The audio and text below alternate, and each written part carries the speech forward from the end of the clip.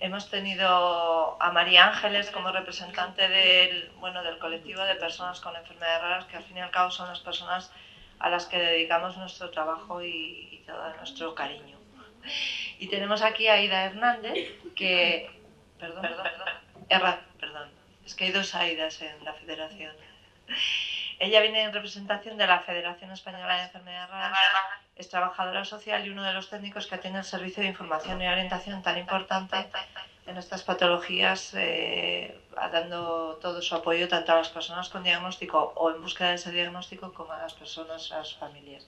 Así que, Ida, cuando quieras, te avisaré 3 minutos antes. Genial. Bueno, pues muchísimas gracias. Sí. Gracias por la invitación. Sí que quería recalcar que creo que estos espacios se generan, se crean para dar voz a situaciones que creamos o no, haya un debate o no, bueno, pues se dan, ¿no? en la realidad, ¿no? Todo el tema de la perspectiva de género, la discapacidad y las enfermedades raras. Entonces, bueno, yo os voy a poner un poco en contexto porque no sé si conocéis mucho o no las enfermedades raras. Para que os hagáis una idea, se estima que hay entre 6.000 y 8.000 enfermedades raras con nombre, ¿vale? Según Orphanet, que es un portal de enfermedades raras a nivel europeo y de medicamentos huérfanos, existen más de 6.172 enfermedades raras. De estas, el 70% tiene un origen genético y además tienen un comienzo precoz. Dos de cada 3 aparecen antes de los 2 años. Hay que tener en cuenta que el 85% son crónicas y el 65% son degenerativas, graves e invalidantes, ¿vale?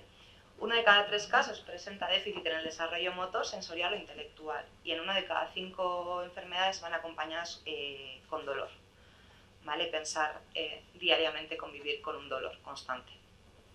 Además, en el 50% de los casos el pronóstico vital está en juego, ¿vale? Os podría decir nombres que conocéis todos, pero no vamos a entrar en eso. Hay que tener en cuenta, y lo han comentado compañeras,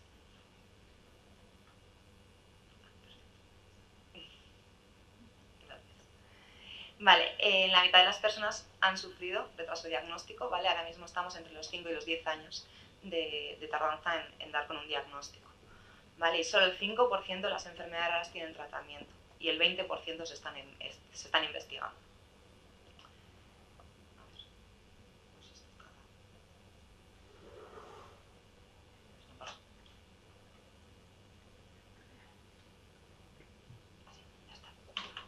Vale, bueno, pues para poneros un poco en contexto os voy a hablar de qué es FEDER, ¿vale? FEDER nace hace 25 años, este año ha sido nuestro 25 aniversario y actualmente somos 418 entidades asociadas, ¿vale? Nosotros representamos a las entidades de distintas enfermedades raras. Facilitamos información sobre más de 2.000 enfermedades raras, abarcamos a todo el territorio nacional con 8 centros de trabajo, pero también representación en todas las comunidades autónomas y además llevamos 25 años, como hemos comentado, trabajando y somos actualmente unos 50 profesionales, ¿vale? Y nuestro trabajo está sobre todo dividido en 3 grandes áreas, ¿vale? Las personas con las que trabajamos, el movimiento asociativo y la sociedad. Y es en las personas donde está más enfocado mi perfil laboral. Vale, ya lo han comentado compañeras a lo largo de toda la mañana, no quiero detenerme demasiado tiempo otra vez en el tema de la perspectiva de género, pero sí que creo que es importante que identifiquemos. Dentro de FEDER nosotros tenemos distintos proyectos que consideramos de una atención especializada debido a su vulnerabilidad, desde patologías ultra raras, perspectiva de género, entre otros proyectos, atención en crisis. Entonces, yo me voy a enfocar justamente en este, que es en el que trabajo. Hay que tener en cuenta que la división sexual en el trabajo ha sido una realidad y es una realidad con la que vivimos socialmente. Y lo podríamos desagregar en 3 líneas, ¿no? Las tareas relacionadas con la vida económica, política y social, que tradicionalmente venían desempeñadas más por hombres y que están más valoradas. Y luego tenemos las tareas relacionadas con la organización y atención de la familia y los hogares y cuidados. Y las relacionadas con la organización de ceremonias, ritos y actividades basadas en la idea de solidaridad y apoyo social, que son las menos valoradas, históricamente más representadas por mujeres. También hay que agradecer al movimiento de las mujeres con discapacidad, ya que gracias a todas las acciones que han realizado sí que se van viendo avances. En cuanto a enfermedades raras, bueno, hay que tener en cuenta que socialmente, por el hecho de ser mujer, ya hay una desigualdad, pero encima, como comentábamos antes, pues con una enfermedad rara hay una mayor vulnerabilidad, ¿vale?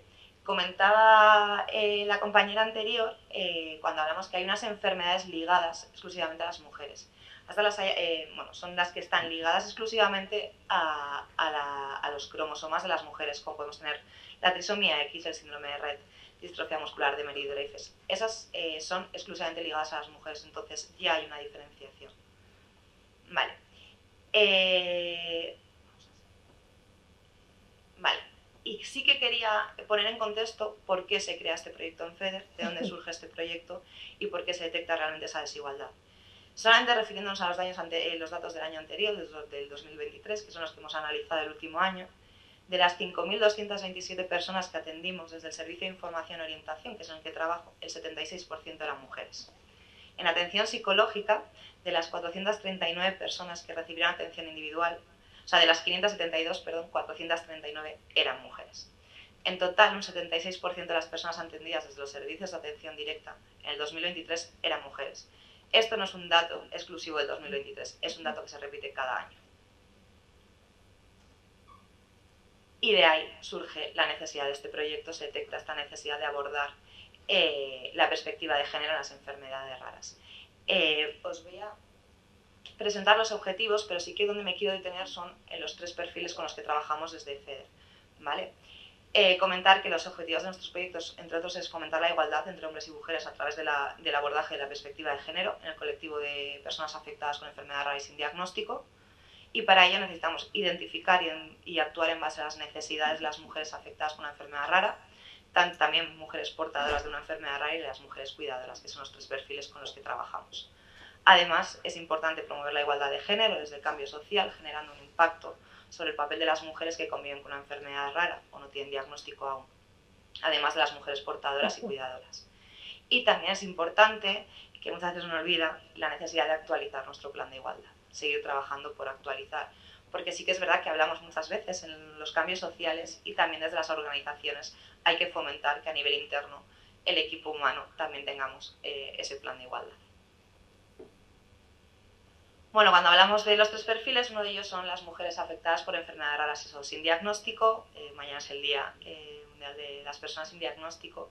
Entonces, es importante señalar, como hemos comentado antes, que hay una mayor prevalencia de las enfermedades autoinmunes raras en las mujeres que en los hombres. Realmente representa el 80% de las mujeres. Y además, no sé, más allá que algo, da igual. Las personas que además han necesitado más ayuda psicológica como consecuencia de la demora de ese diagnóstico que hablamos entre 5 y 10 años han sido las mujeres, 71%, mientras que en el caso de los hombres pues ese porcentaje es más bajo. Además, la consecuencia del agravamiento de la enfermedad por la demora de este diagnóstico que comentábamos también la han sufrido más las mujeres, un 67%. Todos estos datos están en nuestro estudio, es un estudio que se hizo en el 2018 y es la realidad de las propias vivencias, ¿no?, personales que se nos trasladaron. Dentro de estas dificultades, estas preocupaciones, en el caso de las mujeres afectadas o sin diagnóstico hay que añadirle otros 2 más. Por un lado, cuando se decide ser madre, ese miedo o ese riesgo genético de transmitir la enfermedad, y también asumir que esa maternidad puede suponerte un riesgo para ti como mujer. Vale, teniendo todo esto en cuenta, bueno, pues y después de todos los datos obtenidos, sobre todo desde el servicio de atención psicológica, porque se trabaja y se hace mucho hincapié dentro del proceso psicológico. En todas estas cuestiones, bueno, pues se observó la dificultad de conciliación de sus responsabilidades y los cuidados, y también, bueno, pues que hay mayor resistencia por parte de las mujeres afectadas al afrontamiento de la enfermedad. ¿Vale? Al final, una de las cuestiones que sobre todo se trabaja con las mujeres afectadas y también con las personas en general es esa parte, ¿no?, el asumir que realmente tengo una enfermedad rara, pues tiene un proceso diagnóstico y cómo mi vida puede verse modificada en base a las expectativas que yo tenía creadas, a que al final todos nos generamos expectativas hacia un futuro. Ese es uno de los perfiles con los que trabajamos. El otro es el de mujer portadora de una enfermedad rara. ¿Y qué es una mujer portadora con una enfermedad rara. Bueno, pues hay algunas patologías que van asociadas exclusivamente, como comentábamos, con los cromosomas sexuales. Entonces, bueno, estas enfermedades las llamamos enfermedades recesivas ligadas al cromosoma X, y esto significa que tú no eres una persona sana, pero que eres portadora de esa malformación genética que trasladas a tus hijos, tanto una hija como un hijo. Eso genera una mayor carga de culpabilidad para la madre. Es decir, ¿cómo puede ser que yo esté sana y que por mi culpa mi hijo esté enfermo? Realmente ese trabajo de culpabilidad que hay que trabajar con estas madres es enorme. En muchas ocasiones desde el servicio pues, nos vienen familias que nos indican, ¿no? Bueno, pues mi hijo tiene esta enfermedad rara, mi hija tiene esta enfermedad rara, y no sabemos si hacernos el estudio genético, ¿no? Para conocer quiénes somos si somos los portadores o si esto es una patología de novo que también existe, que significa que se genera por sí sola. Mi pregunta es la misma siempre, si realmente están interesados en volver a ser padres. Porque muchas veces si tú no quieres ser padre, ¿qué necesidad tienes de vivir con esa culpabilidad de conocer quién de los dos es el portador, ¿no? del gen? Entonces, realmente toda esa carga psicoemocional es muy dura de trabajar, y luego os contaré cómo la trabajamos desde FEDER. Lo he dicho, pues dentro del 80% de las enfermedades raras tiene un origen genético. Lo que he comentado un poco, que el asesoramiento genético hoy en día es vital. O sea, es un trabajo que estamos fomentando muchísimo desde FEDER y que se está trabajando mucho a nivel de incidencia política, el que se fomente ese asesoramiento genético, ¿vale? Porque hablamos muchas veces, y bueno, este año nuestra campaña ha sido sobre la prevención, si realmente se puede prevenir una enfermedad rara, ¿no? Cuando hablamos que la gran mayoría son de origen genético. Sí, se pueden prevenir investigando más, se pueden prevenir cuando trabajamos previo a la gestación de un bebé, cuando hablamos del asesoramiento genético, cuando hablamos de estudios genéticos, ahí sí se puede prevenir. Y bueno, hay que tener en cuenta pues eso, el riesgo de transmitir, que muchas veces el tratamiento farmacológico que tienen estas mujeres puede afectar también al feto, que el sistema inmunitario de la mujer incluso puede rechazar el óvulo y puede evitar la implantación. Entonces, bueno, que realmente viven situaciones muy complejas, además de muchas veces dificultad de acceso a estudios de diagnóstico genético preimplantacional. Y en cuanto a las mujeres cuidadoras, lo hemos hablado, lo hemos reiterado, es una realidad. El 64% de las personas cuidadoras son mujeres y madres. Esto lo decía el proyecto europeo que se creó en 2018, InnovaCare. Entonces, dentro de estas dificultades, una de las grandes preocupaciones es la reducción de la capacidad del cuidador para trabajar fuera del hogar, y además de una brecha salarial de género derivada de la falta de corresponsabilidad, ¿no? Una de las prestaciones existentes hoy en día es el ACUME, que es el cuidado de menor con enfermedad grave. El porcentaje de mujeres que lo solicitan frente al de hombres es muchísimo más elevado, ¿vale? Son ellas quienes se reducen la jornada laboral para poder asistir a sus hijos y a sus hijas. Y esto es una realidad, y no es realmente separar dos géneros. Estamos hablando de datos, y que frente a estas dificultades que nos trasladan las familias, nosotros tenemos que trabajar. Bueno, no quiero repetirme con los datos que han dado al final mis compañeras, pero sí que, bueno, comentar que el 76% de las personas que sufren con enfermedades raras o sin diagnóstico ya sufren una discriminación solo por tener la patología o estar en proceso de búsqueda del diagnóstico.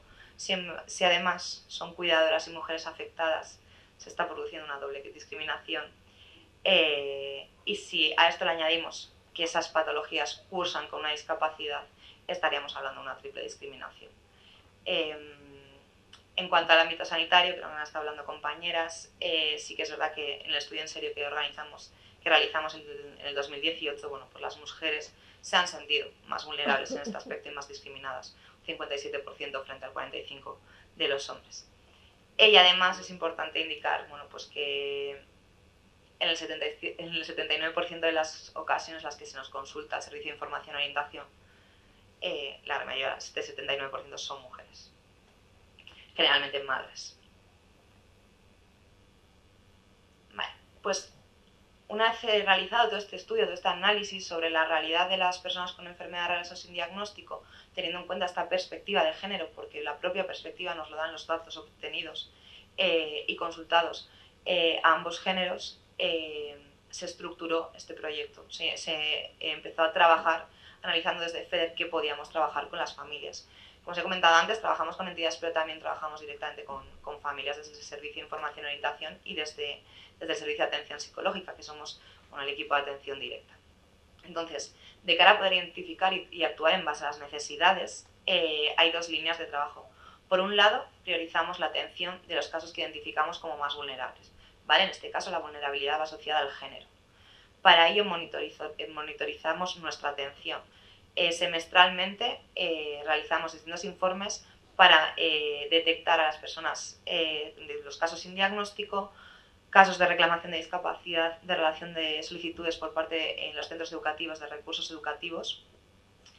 También sobre la dificultad de acceso a medicamentos, permisos, como os comentaba antes, de cuidador, la CUME, y además también hacemos un informe psicológico. Con todos estos datos que recabamos, genera nuestro mapa de acción para el año siguiente.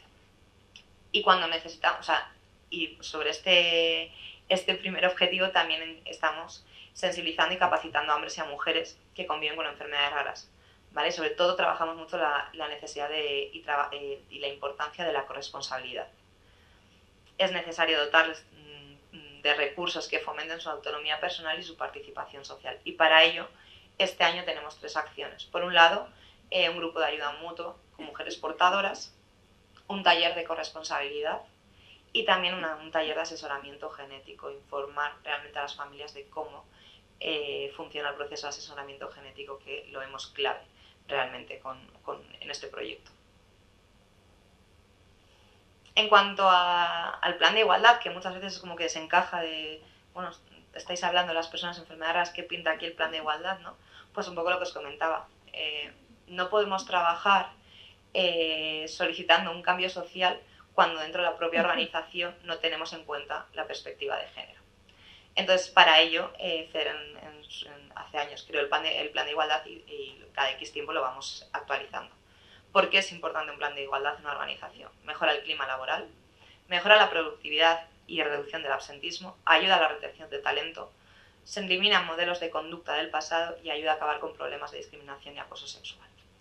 En esta línea trabajaremos en evaluar el plan anterior a través de informes de reuniones de trabajo y generaremos el tercer plan de igualdad. Pero sí que me parece importante recalcarlo por eso, porque muchas veces hablamos del trabajo de cara al exterior, pero nunca hacemos ese análisis del trabajo de cara al interior. Y bueno, por último, dentro de la promoción de la igualdad de géneros, del cambio social, aquí sí que vamos a trabajar 2 líneas. Por un lado, queremos capacitar al movimiento asociativo que está federado a la organización, ¿vale? Y para ello se les facilitará a través de un webinar cómo elaborar un plan de igualdad y poder instaurarlo en su propia organización. Y también vemos necesario divulgar el conocimiento adquirido en cuanto a perspectiva de género a través de actividades de sensibilización. Para ello, entre otras cuestiones, anualmente creamos varios cuadernos de investigación junto con profesionales sanitarios y en este caso el cuaderno uno de los que se va a crear es sobre las enfermedades raras ligadas al sexo. También hacemos todo tipo de difusión en redes sociales, campañas específicas por el Día de la Mujer. Y también, en este caso, este proyecto está financiado por un financiador privado y no nos quedamos únicamente en que la financiación privada nos llegue, sino también sensibilizar a todas esas personas que trabajan dentro de ese equipo. Y creo que he terminado antes de tiempo. Simplemente quería dejar esta frase que creo que es importante que analicemos. Me parece muy positivo cuando se generan debates en relación a todas estas cuestiones, porque creo que aprendemos unos de otros y me parece muy importante el escuchar. Pero sí que creo que abordar transversalmente el género significa promover una redistribución del poder y esto puede ser especialmente difícil de aceptar, sobre todo cuando ello nos lleva a cuestionarnos nuestras propias vidas. Hay en ello un ejercicio de cierta valentía y esfuerzo. Entonces, esto fue una formación que pude realizar y Irene López trasladaba esta frase. Me parece que realmente nos afecta y que es valiente dar muchas veces esos pasos y trabajar para buscar esa inclusión, esa equidad y esa igualdad. Y nada, muchas gracias. Gracias, Aida.